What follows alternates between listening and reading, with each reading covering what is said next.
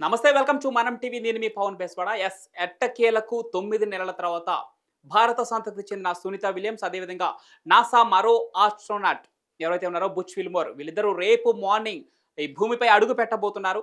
వారిని ఈ భూమి మీదకి తీసుకొచ్చేందుకు ఇప్పటికే నాసా అన్ని ప్రయత్నాలు సిద్ధం చేసింది. ఇక రేపు 3 గంటల 17 నిమిషాలకి ఫ్లోరిడా సముద్ర జలాల్లో వీరు ప్రయాణించి ఆ లాంచ్ వెహికల్ ఏదైతే ఉందో అది ల్యాండ్ కాబోతుంది. దీని గురించి చర్చించే ప్రయత్నం చేద్దాం. మనతో పాటు సీనియర్ జర్నలిస్ట్ కట్టా కార్తిక్ గారు ఉన్నారు. కార్తిక్ గారు. ముందుగా నేను మాట్లాడే ముందు యెస్. దీనికి సంబంధించిన ఎక్స్‌పర్ట్స్‌తో మనం మాట్లాడే ప్రయత్నం చేద్దాం. ఓకే. రఘునందన్ రావు గారు మనతో ఉన్నారు.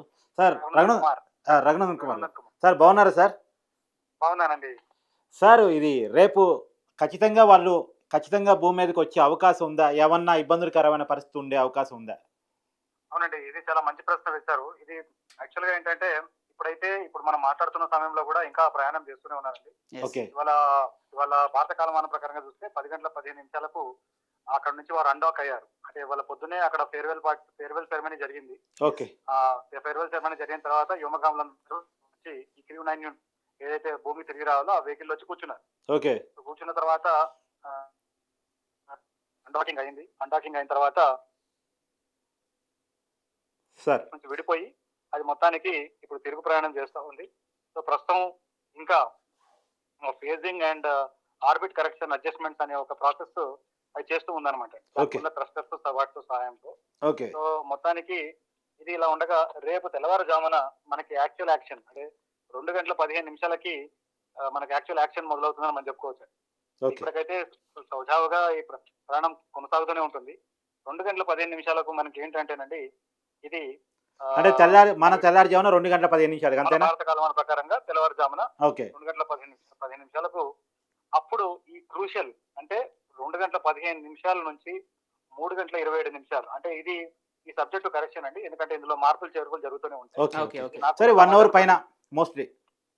సో అంటే కొన్ని నిమిషాల తేడానే ఉంటుంది. ఓకే. దాదాపు 40 నిమిషాలని చెప్పి నాసా ప్రకటించింది యాక్చువల్‌గా. యా సో ఇది కూడా యాక్చువల్ గా నాసా ముందుగా ఇచ్చిన సమాచారమేనండి. దాని బేసిస్ మీద మనం చూసుకుంటే ఇదా ఉంది. సో మొత్తానికి ఇందులో మనకి డి ఆర్బిట్ బర్న్ అని ఒకటి ఉంటుంది అనమాట. ఓకే. అది 2 గంటల 41 నిమిషాలకు ఉంది.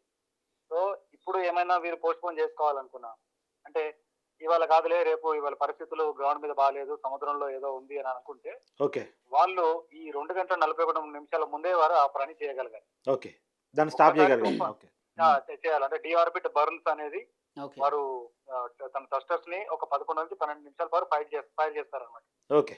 సో ఆ ఫైరింగ్ చేయకముందే రేపు తెల్లవారుజామున వాళ్ళు ఆపాలంటే ఆపుకోవచ్చు. ఓకే. సో ఒక్కసారి అది బిగిన్ అయిపోయిందంటే అక్కడ ఏమవుతుందంటే అప్పటిదాకా ఈ వెహికల్ యొక్క స్పీడ్ 27,000 కిలోమీటర్స్ గంటకి వేగంతో ఓకే. ప్రయాణిస్తున్నది. అది ఈ డిఆర్బిట్ బర్న్ తర్వాత 24,000 కిలోమీటర్లు. ఓకే. తర్వాత స్టేజెస్ లో మీరు చూస్తే 3 గంటల 10 నిమిషాలకు 24,000 నుంచి 7,500 కిలోమీటర్లు గంటకి. తర్వాత 7,500 నుంచి 500 కిలోమీటర్లు గంటకి. తర్వాత 500 నుంచి 200 కిలోమీటర్లు, 200 నుంచి 27 కిలోమీటర్ల గంటకి వేగం తగ్గించుకుంటూ రావాలండి. ఓకే. అదే కాకుండా ఇది ఏం జరుగుతుంది మొట్టమొదటిగా మనం ఇందాక అన్నాను కదా డిఆర్బిట్ బర్న్స్ మొదలు అవునవును. పెట్టే ముందు 2 గంటల 15 నిమిషాలు మనం చూసుకుంటే వెహికల్ అప్పుడు భూమి నుంచి 350 కిలోమీటర్లు, తర్వాత 350 నుంచి 150, 150 నుంచి 160, 120, 120 నుంచి 60, అలా 50 నుంచి 40, 40 తర్వాత తగ్గుకుంటూ మనకి వస్తాయి.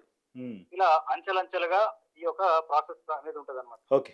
ఇదంతా కూడా మన కంటి ముందు రేపు ఆవిష్కృతం అవుతుంది. సార్ బేసిక్ గా కామన్ మ్యాన్ నుంచి కొన్ని క్వశ్చన్లు ఉన్నాయి సార్. అంటే ఇది అంటే ఇప్పుడు క్రూషియల్ ఒకటి చెప్పనివ్వండి. చెప్పండి. ఒక క్రూషియల్ ఆస్పెక్ట్ అంటే ఈ రేపు పొద్దున మనం చూసిన దాంట్లో చూస్తే మనకు అరౌండ్ 3 గంటల 10 నిమిషాలకు ఏమవుతుందంటే ఇది ఎప్పుడైతే అట్మాస్ఫియరిక్ ఎంట్రీ అనేది ఒక బిగిన్ అవుతుంది. అవును. అవును సో సార్. ఆ బిగిన్ అయ్యే టైంలో ఏమవుతుంది అంటే 20 అక్కడ ఛాలెంజ్ ఏంటంటే శాస్త్రవేత్తలకి గంటకి 24,000 కిలోమీటర్లతో ప్రయాణం చేస్తున్న దానిని గంటకి 7,500 కిలోమీటర్ దాకా తగ్గించాలి. ఓకే. అండ్ అప్పటికి వెహికల్ 120 కిలోమీటర్లో ఉంది, 60 దగ్గర తేవాలి. అయితే అక్కడ మనము వెహికల్ యొక్క టెంపరేచర్ అంటే మనము దాని హీట్ షీల్డ్ యొక్క టెంపరేచర్ మనం చూస్తే 1900 డిగ్రీ సెల్సియస్ ఉంటుంది అనమాట. ఓకే. 1900 డిగ్రీ. ఓకే.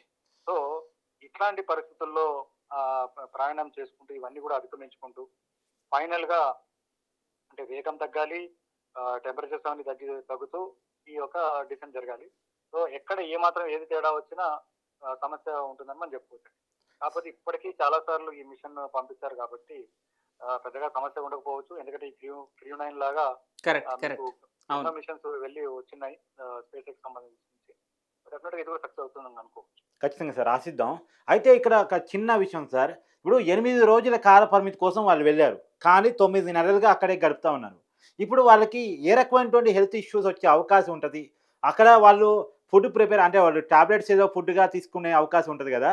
ఆ ప్రిపరేషన్ అంతా లేదు, కేవలం లేదు, అట్లా ఏం లేదండి. ఆ ఆ ఒక అపోహ మనం ముందు దూరం చేయాలి చెప్పండి. ప్రేక్షకులకి. చెప్పండి. వాళ్ళేమి టాబ్లెట్స్ తిని బతకరండి. మనము ఎలా అయితే భోజనం చేస్తామో వాళ్ళు కూడా అలా భోజనం చేయడానికి ఉంటుంది. మరి ఇగ ఆ సదుపాయం ఎలా దొరుకుతుందక్కడ?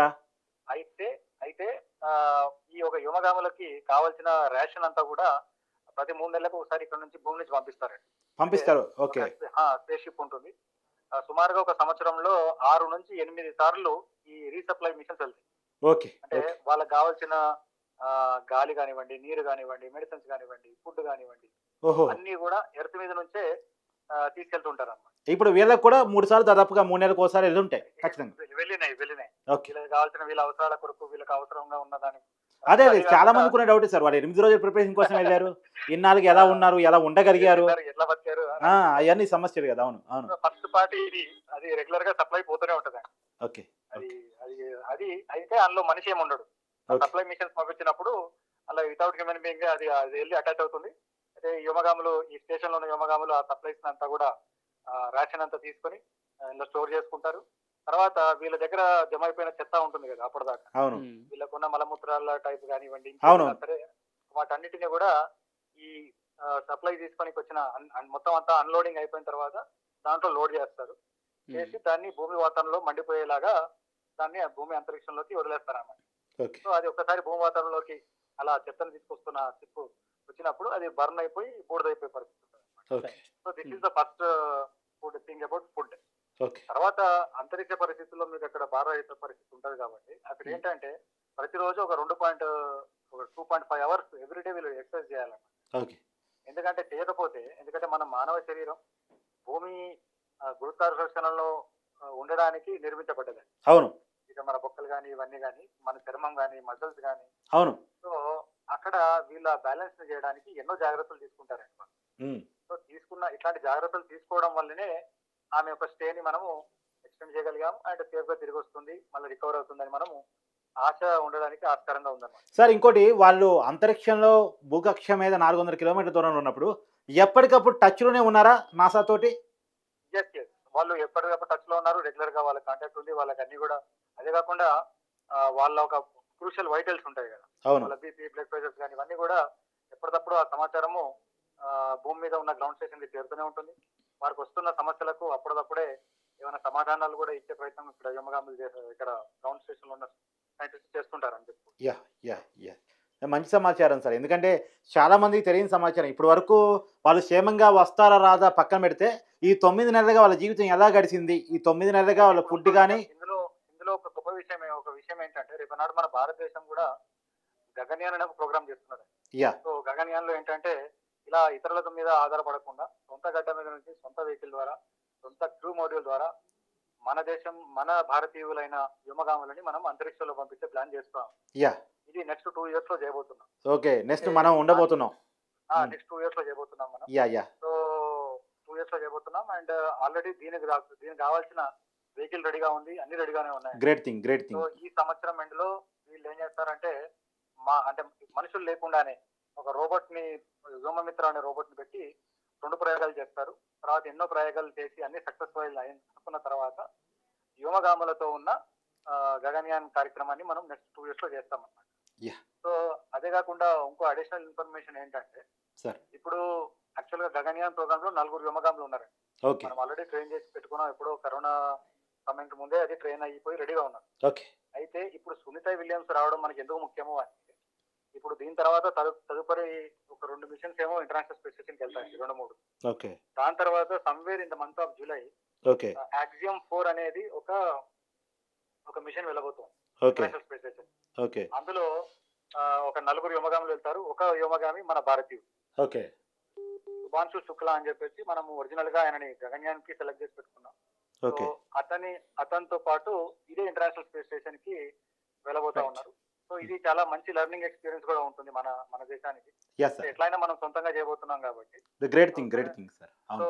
ఇవన్నీ కూడా చాలా లింక్డ్ అయి ఉన్నాయి అనమాట. సో డెఫినెట్ గా లెటర్ హోప్ ఇది సక్సెస్ఫుల్ గా జరుగుతుందని భావిద్దామండి మనం అందరం కూడా. Yeah, తప్పకుండా sir. Will come safely tomorrow. Yes, thank you sir. Thanks for good information please. Thank you అండి. Thank you sir. చూసాం కదా ఈ రోజు 8:15 ఇప్పటికి హ్యాచ్ ఎవరైతే ఆ వ్యోమగాములు దాంట్లో కూర్చున్న తర్వాత అది క్లోజ్ అవ్వడం జరిగింది. తర్వాత 10:15 అన్డాకింగ్ ప్రక్రియ స్టార్ట్ అయిపోయింది. ఇక రేపు 2:15 ఆ బన్ ఏదైతే ఆ ప్రక్రియ ఉంటుందో అది అంటే కూడా స్టార్ట్ రాత్రిపూట Yes. రాత్రిపూట ఆ తర్వాత తెల్లవారుజామున ఆ తర్వాత 40 నిమిషాల ప్రయాణం తర్వాత ఫ్లోరిడా సముద్ర జలాల్లో ఆ వెహికల్ అయితే లాంచ్ కాబోతుంది. భూమి మీదకి సేఫ్గా సునీత విలియమ్స్ మరి బుచ్ విల్మర్లు సేఫ్గా చేరుకోవాలని మనందరం ఆశిద్దాం. Thank you.